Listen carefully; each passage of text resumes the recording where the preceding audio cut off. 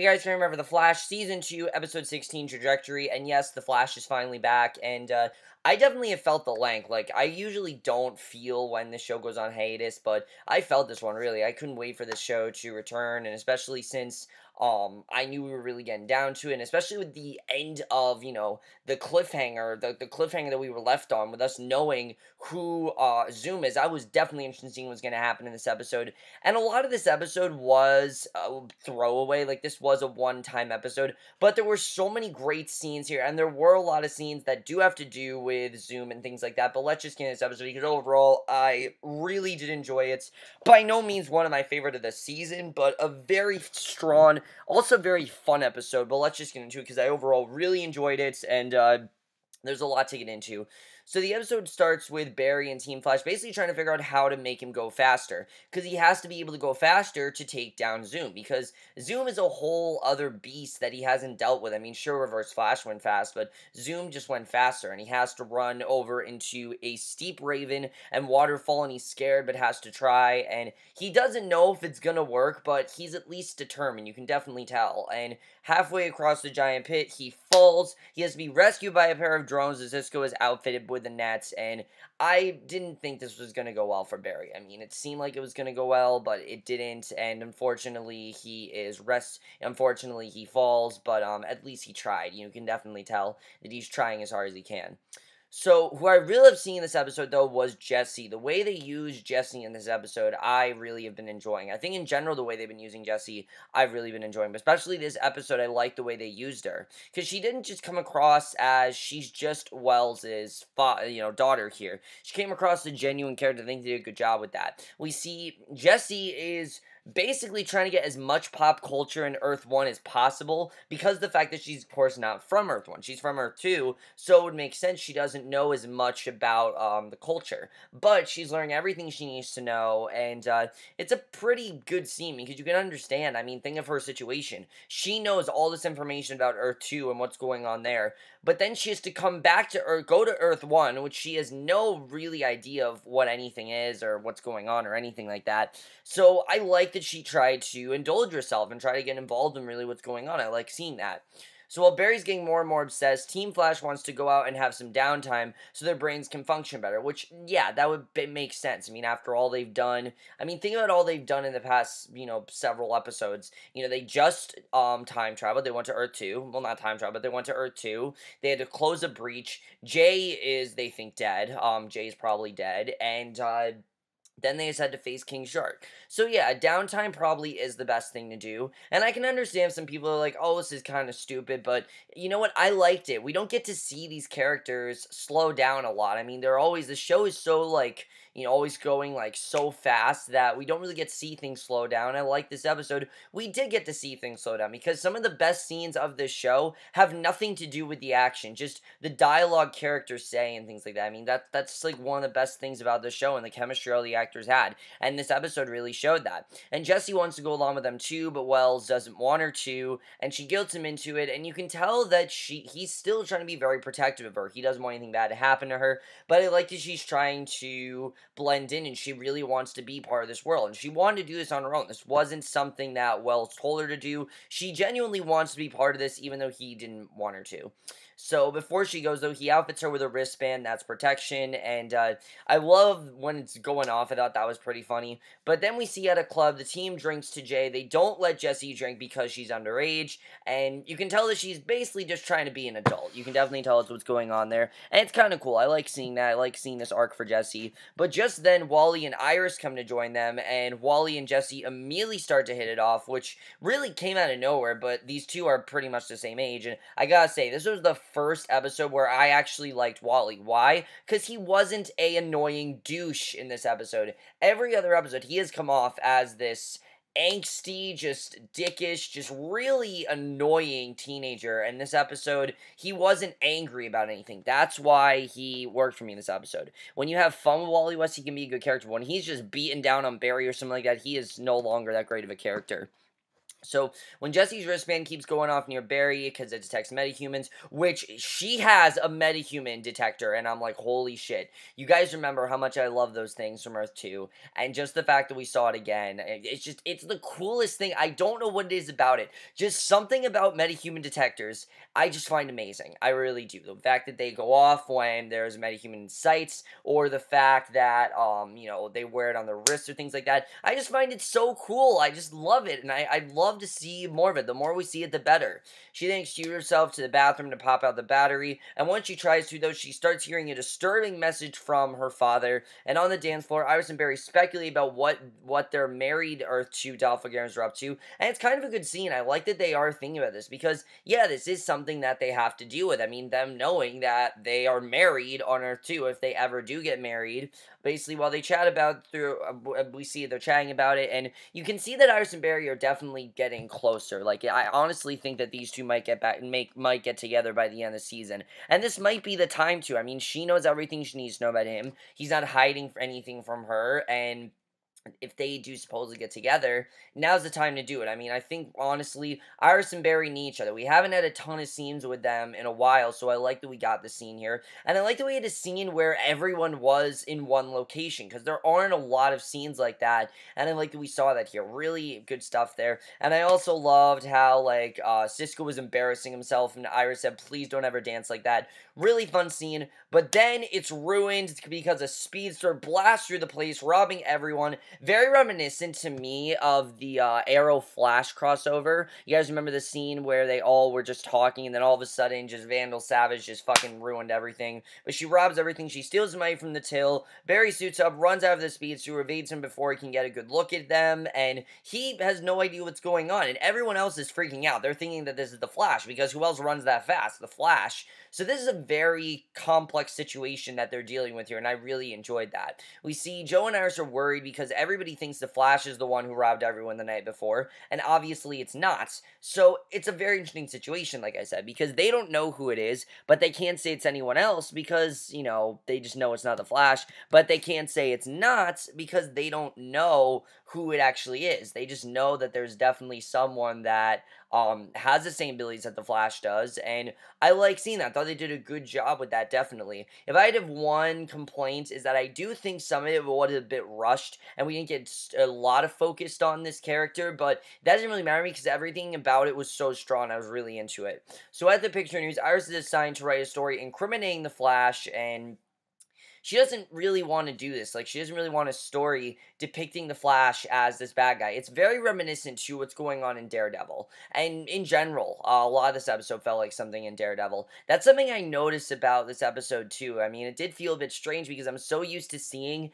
how Daredevil is doing one, continuous story in this show. It does have a continuous story and definitely is focusing on it, but it is focusing on other things, and, Daredevil doesn't really do that. That's really how I compare these two. I'm not really going to compare Daredevil and The Flash because Daredevil is just such a fundamentally different show than The Flash, but you can definitely see that.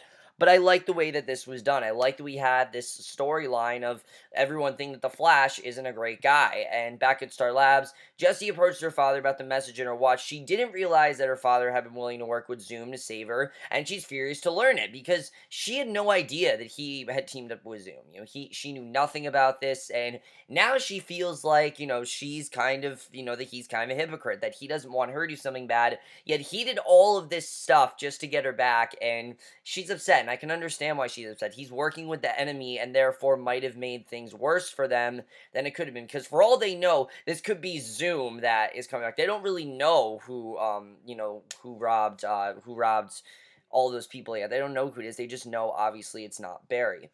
So in the Cortex, Barry and Cisco debate how the new speedster was created because they don't know how, and Caitlin brings the Velocity 9 out, and Barry's upset that he didn't know about it, and before they can get too much into the conversation, Cisco touches Caitlin's shoulder and vibes, seeing Zoom, and before he can relate that to the team, though, his superhuman app goes up. Now, of course, we saw him vibe Zoom before in the last episode, which I said is going to become a big thing, but before he can relate to the team, his superhuman app goes off, and Barry runs in search of the other speedster. They don't have time. He doesn't have time to tell him what's going on with Zoom. He does tell him in this episode, but he doesn't have time right now. So when he catches up to the streak, he falls. He sees a young woman in a mask stop and looks back at him before speeding away.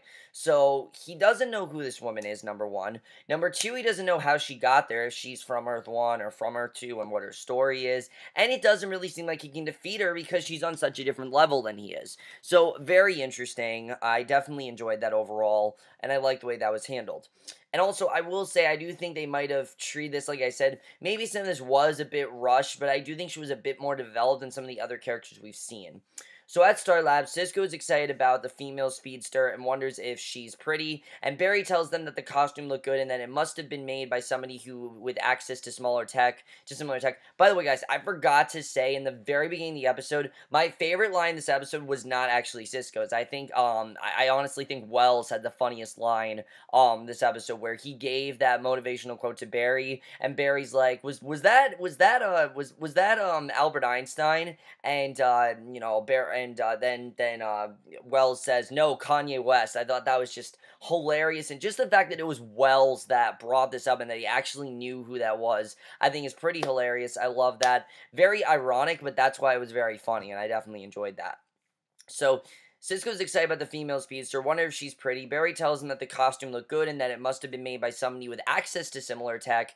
And Caitlin is worried, suggests it's a former colleague of hers named Eliza Harmon. And we don't know who this is, but Caitlin seems to be suspicious and this seems to be a problem. So we go to Mercury Labs. Caitlin goes to see Harmon with Joe. They tell her they know it's not the Flash, but they think the Velocity 9 was involved, and she tells them it couldn't have come from her and sends them away. So it's clear, one, she's either trying to cover up something, two, she has no idea what's going on with her. One of those two things is definitely going on, and you can definitely tell that right here. And at the Picture News, Iris doesn't want to write about the story she was assigned and asks her to go get coffee with her to talk about it because she doesn't feel about, you know, she doesn't want to write the story of the Flash being this, you know, thief and this criminal, because that's not who he is, and she knows deep down it's not the Flash. But the problem is she can't say why she doesn't want to write it. Obviously, the main reason, you know, it sucks, really. Her situation, she's in a very bad position, definitely, because she has to write the story that she really doesn't want to write.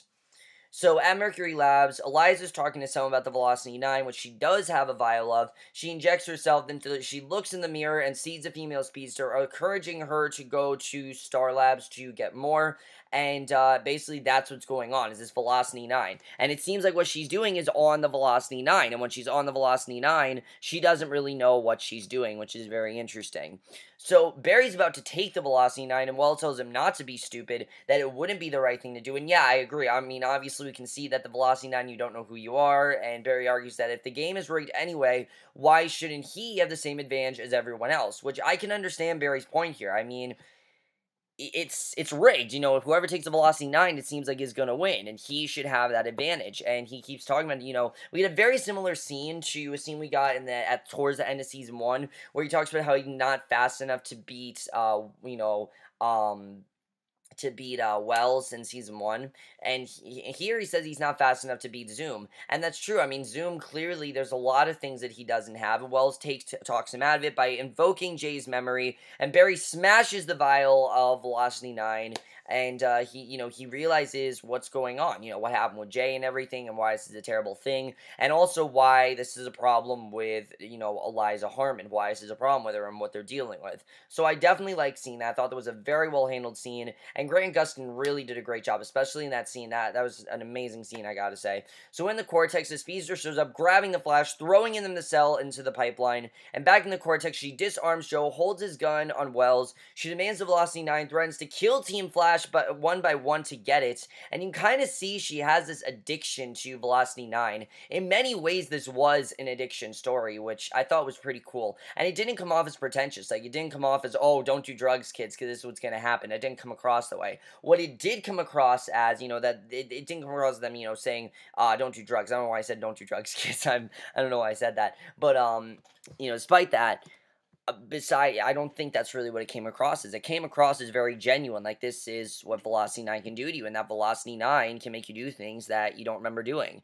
And she identifies herself as Trajectory, and that's where we get the title of this episode from. She holds a gun on them, they admit that there isn't any, but when she holds a gun to Jessie, Wells agrees to make it of her, because obviously she is going to kill Jessie, and Wells isn't going to let that happen, so he's obviously going to have to make the Velocity 9, even though he doesn't want to.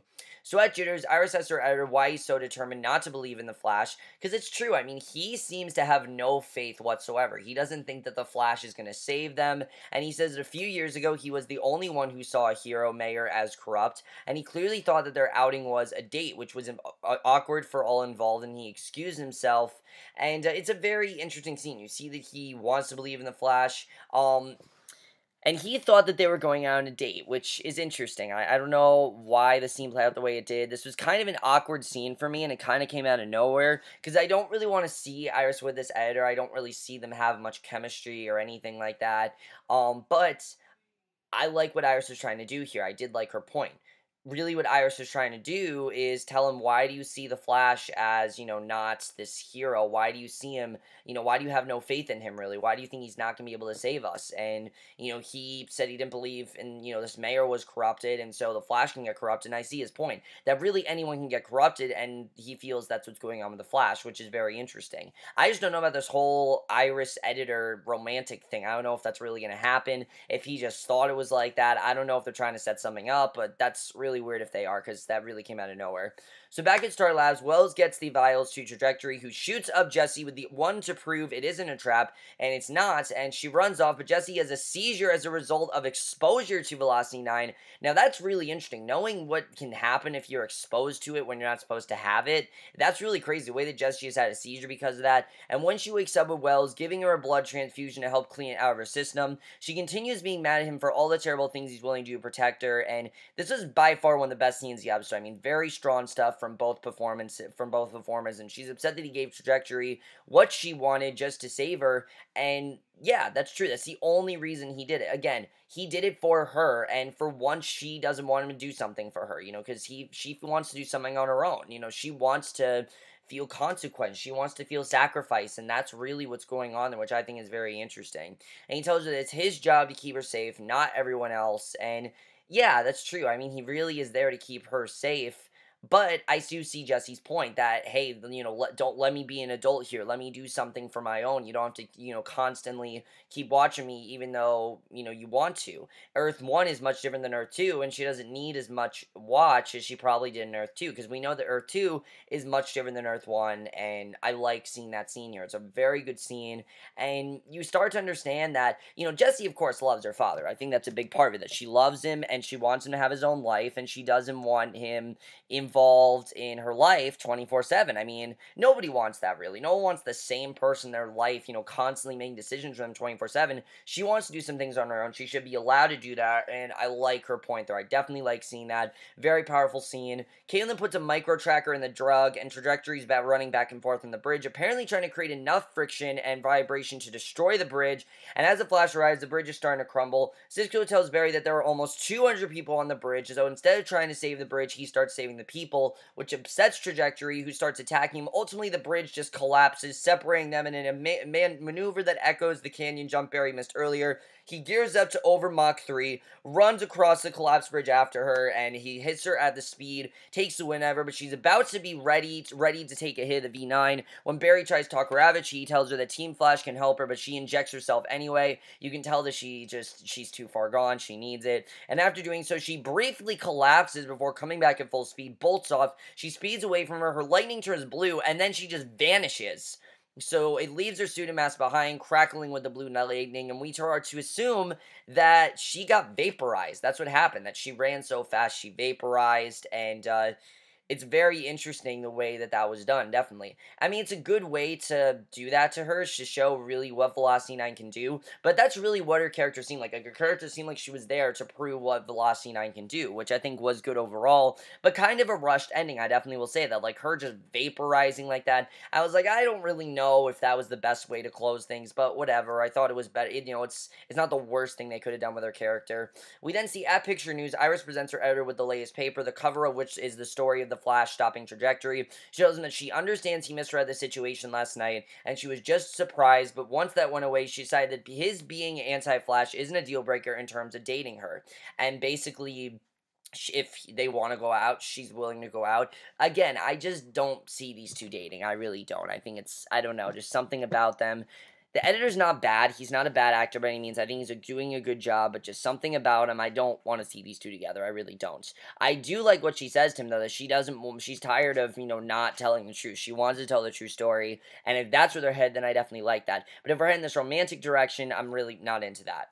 So, at Star Labs, Wells looking for Jessie, whose watch is sitting on his table, waiting for him when he walks up to it. She has recorded a message for him, telling him that she's going out into the world to see what Earth-1 can offer. Cut to her getting on a bus to Opal City, and she doesn't need them. She wants to really discover who she is, because she didn't really get to discover who she is. She had Wells on constant watch of her, and now she doesn't need him as much, and I like the way this is being done. Wells is understanding that she can really get by on her own. Even though he doesn't want her to get by on her own, she can, and I like seeing that. Are we going to see Jessie again? I'm sure we're going to. This is not the end we've seen in Jessie. We're definitely going to see her again, but right now, she just needs to discover who she is, and I like that we saw that, and I like that he's understanding that, that's really what it's all about, that he can't just keep watching his daughter 24/7. He needs to let her grow up at some point, and this is the time when he needs to do that. So back at the Cortex, Team Flash are talking about Eliza's disappearance, and Barry says that right before it happened, her lightning turned blue, and Barry wonders if Velocity 9 is why Zoom is so much faster than Barry.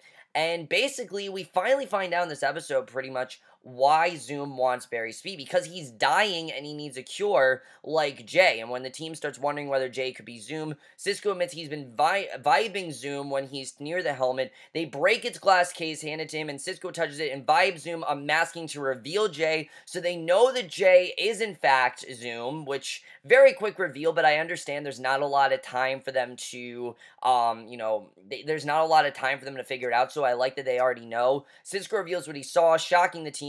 Barry runs out of the room to the canyon where he screams. I mean, he can't get over what he did. The fact that they helped out, the fact they helped out Jay, the fact that they trusted him, and the fact that Jay seemed like he was going to help them out, and that all of this whole time it was just he wanted Velocity 9, and he wanted Barry's speed. I mean, he's terrified, obviously, because he doesn't know what could happen, knowing that he's actually alive. I mean, this is probably Barry's worst nightmare, and I don't blame Barry for screaming. A great way to end the episode. Overall, guys, a really great episode. I really did enjoy this episode overall. Definitely one of the better ones of this season, and I say that because you guys know the second half of the season, I don't think has been great. I think there's been some really good ones here and there, but this one definitely was really great. I definitely really enjoyed this one, and I like that they know that Jay's Zoom. Really gets away any stupid storylines of them not knowing what Jay is doing, and them trying to figure out who's Zoom and start accusing this person and this person. No, they got right down to it, and it really shows how smart and how close they are as a team.